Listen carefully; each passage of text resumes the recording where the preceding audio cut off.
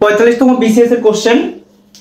এখানে বলা আছে যদি x y = 2:3 এবং y z সমান 5:7 হয় তবে x y z কত?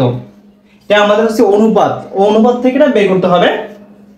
এটা একদমই ইজি। দেখেন এখানে আমরা লিখব প্রথমে x y = 2:3, y z হচ্ছে 5:7। একদমই ইজি।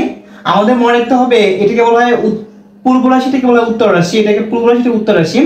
আমাদের এই উত্তর রাশি আর হচ্ছে পূর্ব রাশি এটাকে সমান করতে হবে। সমান করার জন্য আমাদের কাজ করতে হবে কি, এখানে আমাদের এই যে এটাকে আমরা এই 5 দ্বারা গুণ করব আর নিচেটাকে আমরা 3 দ্বারা গুণ করব। মানে এইভাবে দেখেন যে উপরটাকে 5 দিয়ে গুণ করে 5 দ্বিগুণে 10, 3 5 15, আর যদি নিচেটাকে আবার 3 দ্বারা গুণ করি তাহলে হবে 3 5 15 আর হচ্ছে 3 7 21।